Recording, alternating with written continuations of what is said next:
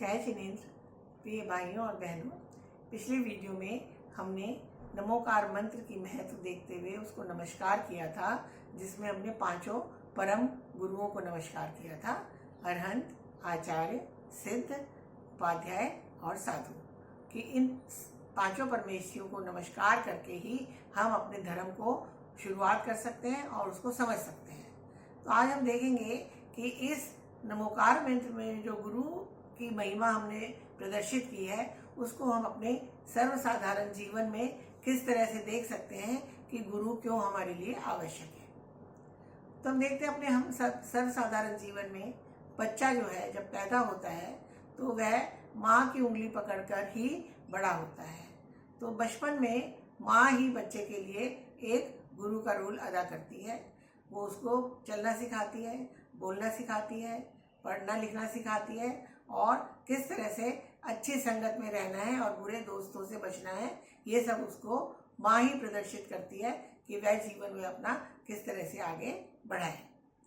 तो माँ अपनी योग्यता से बच्चे को एक अच्छा जीवन देने की कोशिश करती है, उसको सही रास्ते पर चलाने की कोशिश करती है। इसी तरह से हम देखते हैं कि सामाजिक जीवन में हमारे लिए गुरुओं की क्या इम्पोर्टेंस है।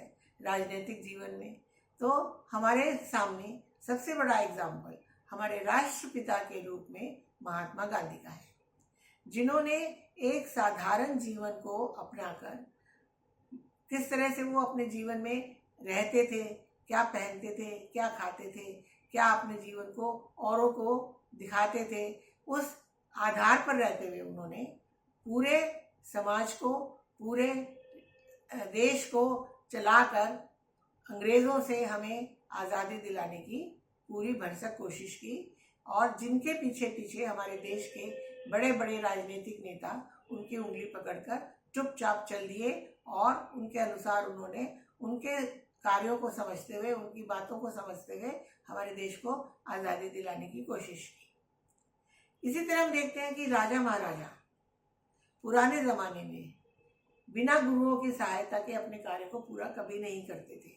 हर राजा के पास अपना एक विशेष गुरु होता था, जिसको वो समय समय पर अपनी आवश्यकताओं के अनुसार बुलाते थे, उनको उचित सम्मान देते थे, उचित स्थान देते थे, उनके नीचे वो खुद बैठते थे और अपने बच्चों को भी गुरुकुल भेजकर शिक्षा प्रदान कराने की कोशिश करते थे। चाहे वो विश्वामित्र हो, चाहे वो गुरु वशिष्ठ हो, चाहे वो गुरु द्रोणाचार्य हो, सब अपने अपने अनुसार राजाओं की मदद करते थे।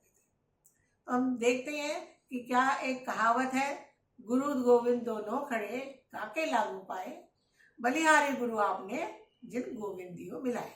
कि गुरु ही गोविंद के ओर पहुंचाने का एक उचित मार्ग है। या गुरुर विष्णु गुरुर ब्रह्मा, तो वो भी ब्रह्मा और विष्णु का कार्य हमारे लिए करते हैं। तो ये तो हो गया कि ऊंचे स्तर पर किस तरह से गुरु हेल्प करते हैं।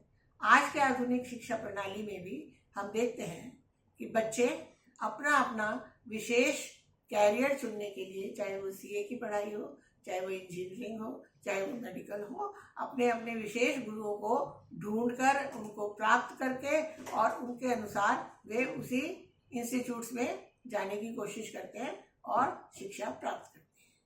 तो अतः हमारे जीवन में गुरुओं का एक विशेष महत्व है। इसी तरह से हम जब जैन धर्म की तरफ आते हैं तो इसी गुरु महिमा को ध्यान में रखते हुए हम अपने पांचों परमेश्वरों की विशेष गुणों का ध्यान करते हुए, विशेष आवश्यकताओं का ध्यान करते हुए जो उनके गुणों के द्वारा प्रदर्शित होती है, हम उनको नमस्कार करते हैं और उनसे अपना जीवन प्रारंभ करते हैं। धन्यवाद।